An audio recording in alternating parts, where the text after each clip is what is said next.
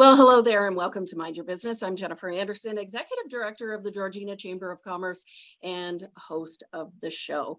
Well, I'm very excited to be doing this show today, a little bit different than what we typically do here on Mind Your Business. Now, according to the dictionary, a Chamber of Commerce is a local association to promote and protect the interests of the business community in a particular place. And while that is the focus of a Chamber of Commerce, there are so many ways to achieve that goal. And that's what we're going to talk about today. Certainly, it depends on the needs of the business community in each of the communities that it represents. So today, my guests are leading chambers of commerce right across the country. I'm excited to have a discussion with them about the similarities and differences that exist between all of us as we are all Chamber of Commerce colleagues. So let me introduce my guests to you now. First of all, we have Shelley Nichols. She's the Executive Director of the St. Albert and District Chamber of Commerce. Hi, Shelley. Welcome to the show. Hi, Jennifer. Pleasure to be here. Thank you for being here. You are here from Alberta, so I'm excited to be able to talk to you a little bit about your chamber. Coming to us from Manitoba is Stephen Chakota, and he's the Executive Director of Parkland Chamber of Commerce. Hi, Stephen. Hi, Jennifer. Good morning. Thank you for being here. And last but not least, we have Stuart Harrison, and he is the President and CEO of the Peterborough and the Kawarthas Chamber of Commerce. Hi, Stu. Thanks for joining us on the show. Thanks, Jen. Nice to see you. So, Stu, maybe I can talk to you first. I want to find out just a little bit about your chamber. There's been a lot of changes, not only with COVID and the pandemic, but also with your demographic in the area. So tell me a little bit about the Peterborough and Kawarthas Chamber of Commerce. So as you know, we're just east of you in the Kawarthas. So Peterborough is a nice self-contained market area. So it's actually a great place to have a Chamber of Commerce, but we actually had two of them. There's actually a couple of more quite a bit smaller chambers that are still within our county, but Peterborough and the Kawartha Chamber of Commerce were essentially playing in the same sandbox, and we merged just in January of this year. So that's certainly the big news for us coming out of COVID. We always played nice in that sandbox, but I think in the end it just became pretty obvious once the boards of directors got together and started talking about it that we were just much stronger as one chamber. We have over 1,000 members, and that's a pretty healthy chamber in a community this size. Very good, and very well respected chamber in our province and across the country. Tell me a little bit about the work that you do specifically, and what's changing for you, Stu?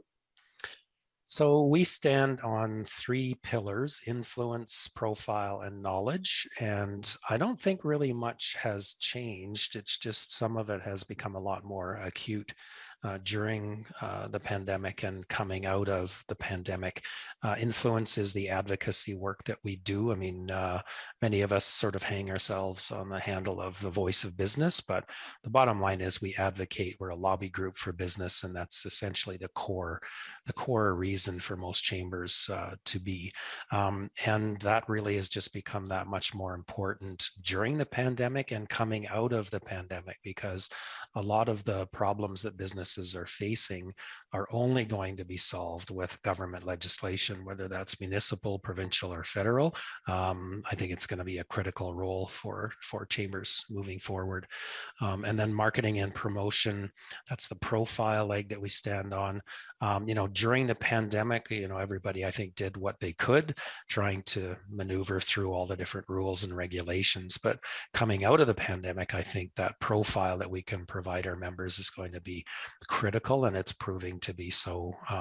And then knowledge during the pandemic was absolutely crucial. We had the health unit linking to our pandemic information page. For business information and changes in rules and regulations. So we really, really focused every day on making sure that information was up to date. And I think coming out of the pandemic, just exactly what the rules and regulations are is just going to be as important. So that's my take on it. So hold that thought, because I am going to ask you a few more questions about that, but want to bring Shelley and Stephen into the conversation. Shelley, for you, tell us a little bit about St. Albert District and District Chamber of Commerce. So St. Albert is located just north of Edmonton. I can actually see Edmonton out my office window here. So we're about 730 members strong. Our district encompasses some of the counties. So we have sort of agricultural, we're right in the bubble for, we're about 70,000 people here in St. Albert with about 2,000 businesses. Yeah, and we have the surrounding area in the county. So we kind of take in a little bit of everything as far as business goes. And what brought you personally into the Chamber of Commerce world? Originally, it was just a change. I was in the construction industry and I just needed to change.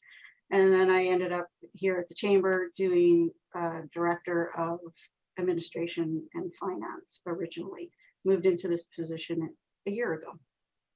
Very good. I always find it fascinating. It's almost like so many different sectors, so many different areas of education have brought people into the chamber world, and so their backgrounds are very, very diverse. So, Stephen, what about you? What brought you into the chamber world?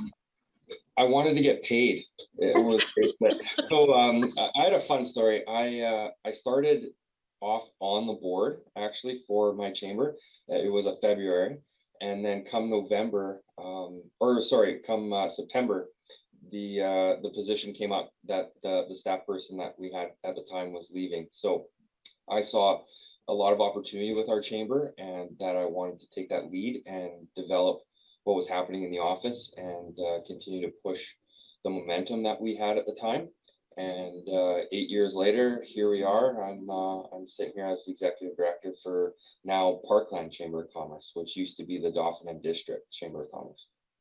So tell us a little bit about Parkland Chamber.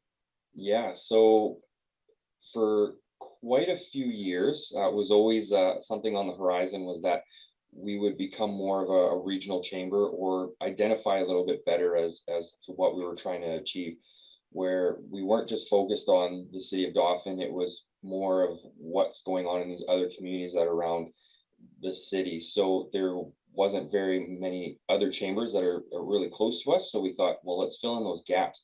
And it's a little difficult of a pill to swallow for some other community members or businesses that, this city is coming over to these other communities and stuff. So it took some time to work with making sure that we had the right things in place for the other chambers and these other communities, and we wanted to make sure that going through this brand change was going to be appropriate.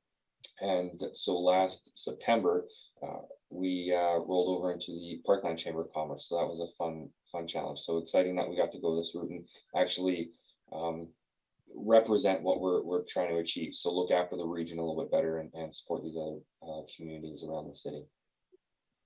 So that kind of leads into the next question. So maybe I'll start with you. And I know Stu touched on the advocacy piece. What there seems with each of the chambers, while we're all promoting and developing and fostering the business community, certain chambers take different aspects and really go about that in different ways. What is it for you? Are you focused on that advocacy piece, or is it the networking events? What works for your chamber and your businesses? Yeah, so recently we went through a broad overview of a strategic plan for our chamber, and we came up with two major avenues that we were going to focus on, and that's celebrate and showcase, and educate and connect.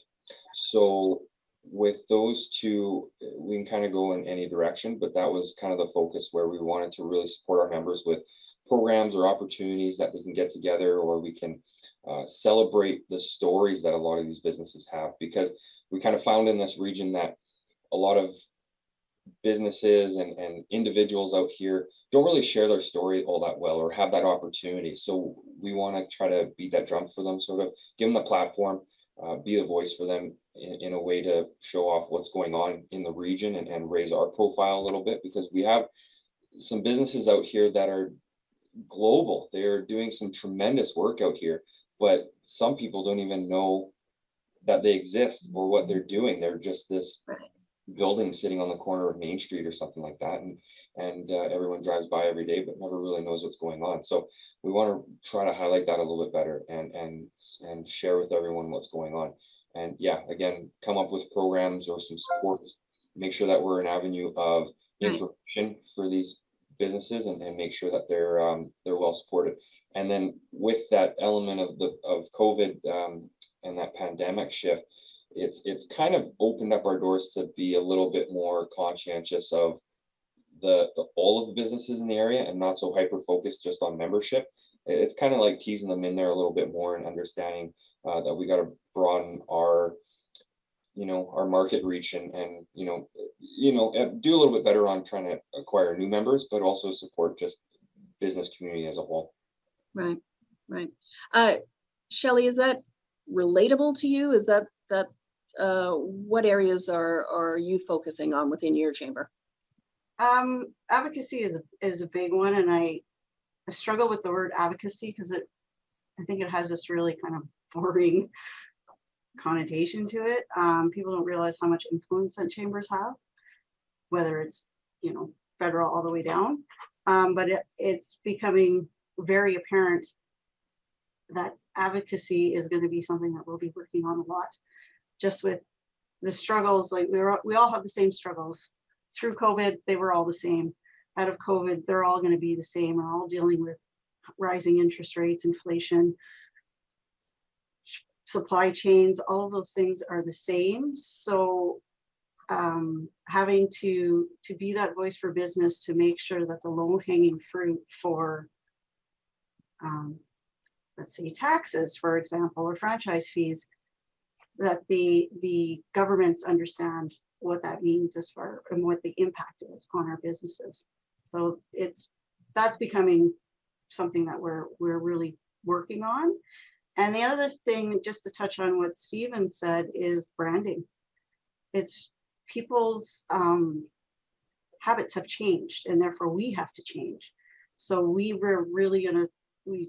have really looked at trying to keep everything consistent, using social media, the right platforms for the right things, and making sure our brand, that we have a story to tell to get the interest, because people are seeing you on social media, but that doesn't mean that they're necessarily coming to you. So you have to make sure that they're engaged enough and tell them the story and why they want to be part of the chamber. Yeah. Yeah, and I found, especially during the last couple of years, it really did change the interests of the business community. They just wanted information. They needed the information, and we became that resource more than ever before. Events weren't held, but we wanted to make sure that we had that information coming to them in any channel that we could, to make sure that they were up to date and kind of on their way. Stu, I know you have a lot of different channels that you're using at the Peterborough and the Kawarthas Chamber. Was that important to you as well during the pandemic and kind of getting through that? Channels meaning social media channels? Just any, whether Right. it's social media or online or newsletters or just connecting. It's hard to connect when everybody's at home, when everybody's shuttered, right? Yeah.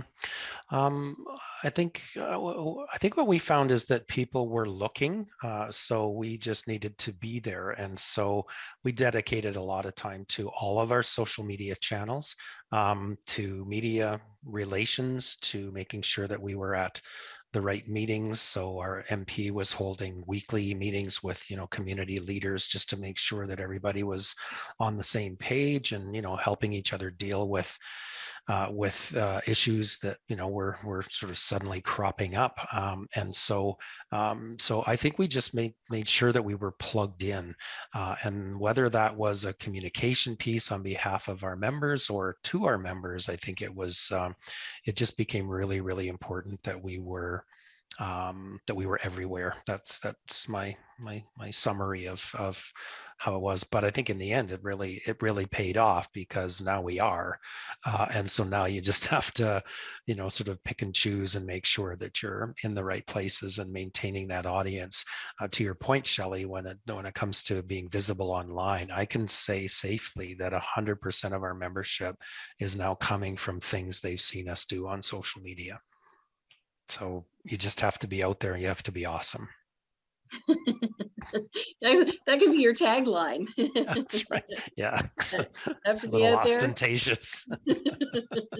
No, but it's true. It really is, and I didn't ask how old each of your chambers are, but really we have kind of evolved. For us, we are 47 years old, and we're maybe a baby in some of these conversations. But the idea of it evolving over time, it certainly has changed in 47 years, but certainly the last 2 years, you had to really change and navigate your way through it for businesses. Well, we're 135 years, Yeah, and I we're the remember baby. the day we started.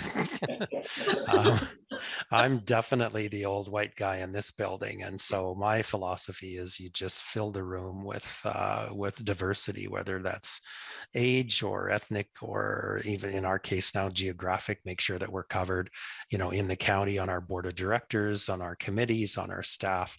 But when it comes to, sort of who we are online, that is 100% just letting the people that work here do their thing, because they're really good at, and that's where the awesome comes from, is just letting people shine. And so that's what I consider myself good at, is getting out of the way. So I don't necessarily want to focus, because everybody's really tired of talking about the previous 2 years, but what did you learn from the last? What are you bringing forward with you? Is it that platform, those platforms, and that awareness piece too?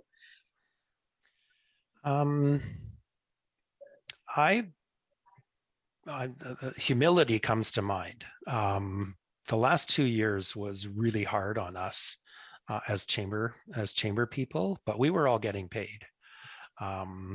There was a lot of people out there who literally were losing their businesses, or sinking themselves further into debt, or pounding their head against the wall when government regulations came along, and restrictions and shutdowns, and trying to kill a fly with a hammer legislation. And so I just really just checked myself at the door and never talked about how difficult it was personally. I always talked about how difficult it must be, and that we, no matter how tired we got, had to be there, trying to do as much as we could. So that's sort of my attitude coming out of it. But I think now it's like we have to recognize that we have a voice, and whether you're comfortable with it or not, you have to step into the role as a community leader.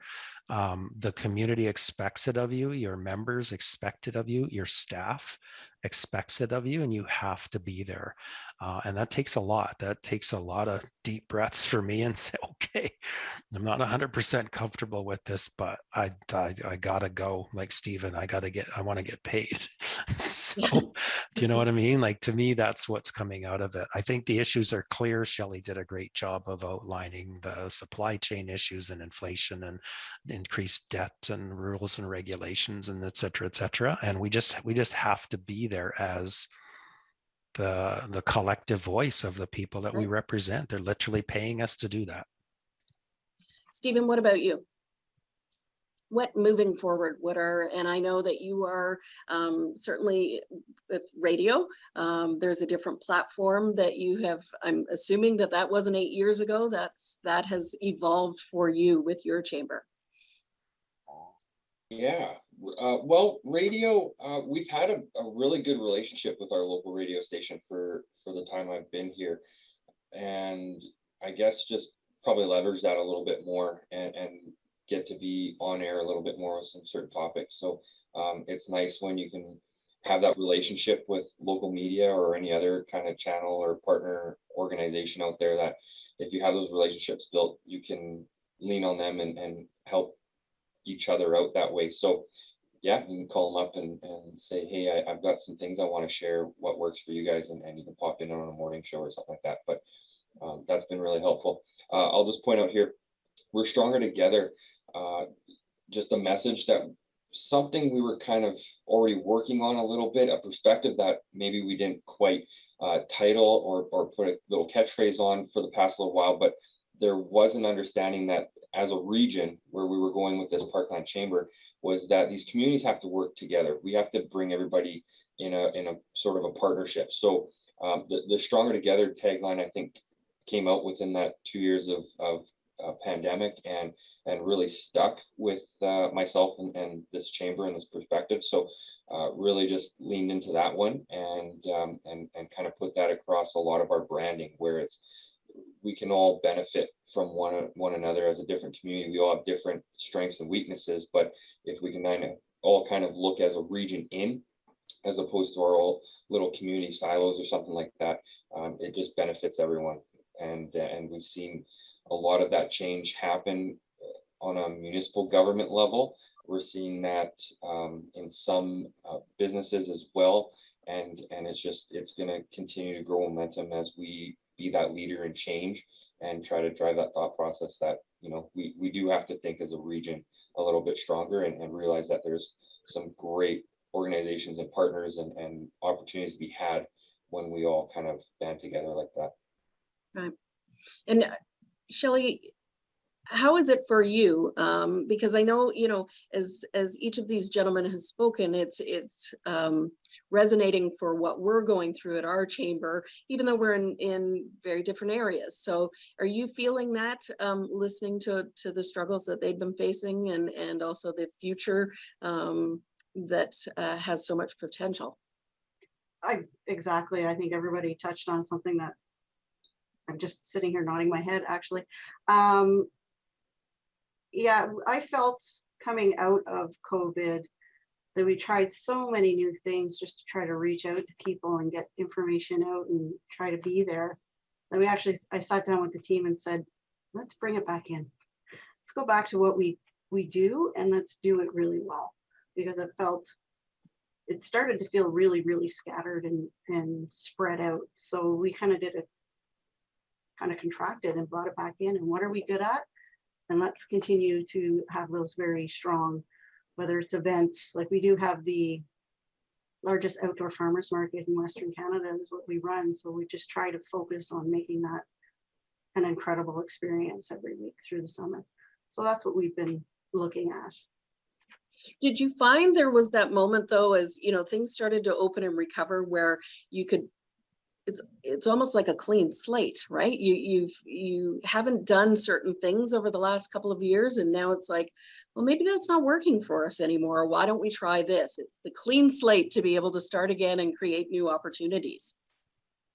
Yeah, we tried looking at certain events and going, maybe we should just not focus over here, and keeping the hybrid aspect of things has really helped, even for board meetings. Just having that ability, you get much more engagement from the board if they don't have to travel to you all the time. So there's certain things that came out of it that are definite positives as far as helping the chamber. So and we have a few minutes left. I want to be able to focus, and Shelley, I'll start with you.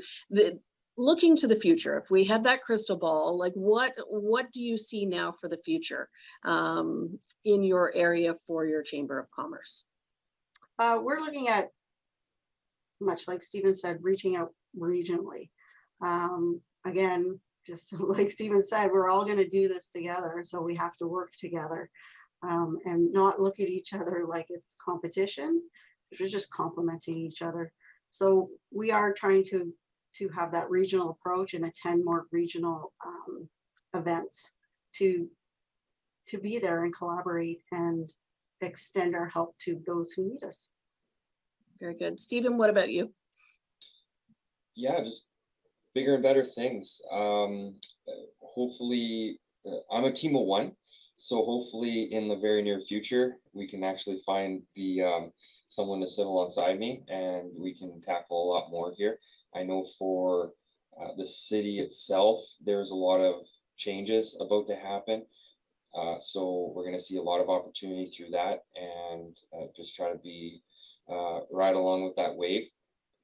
Um, acquire more members and support where we can, and then um, we're also going into municipal elections in October. So working with some new councils and individuals in the next little bit. So we'll see where things go with that. And that hopefully with the progress that we've seen over the last few years with the municipalities working together, we can still continue to see that momentum going forward, and those positive changes. So just try to be that catalyst in the middle of everything, and keep the momentum going in a positive direction.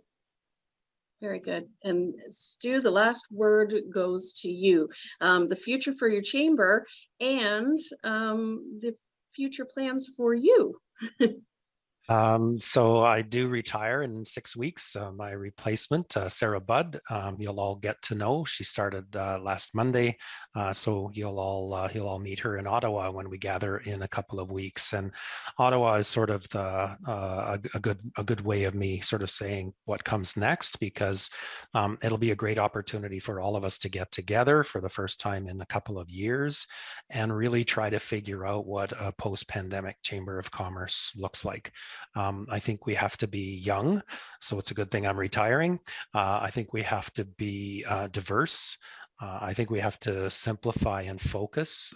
So to Shelley's point, let's get back to who we are, and I think we have to be not a mile wide and an inch deep. We have to be really good at relatively few things, and I think that the opportunity there, I think, is for us to shift ourselves a little bit away from what I've described as sort of a transactional relationship with our members. In other words, they're joining for something they get, as opposed to more of a mission based, somebody who joins because they believe in what we do and they see what they do, and they want that backup behind them. So that's where I see the opportunities.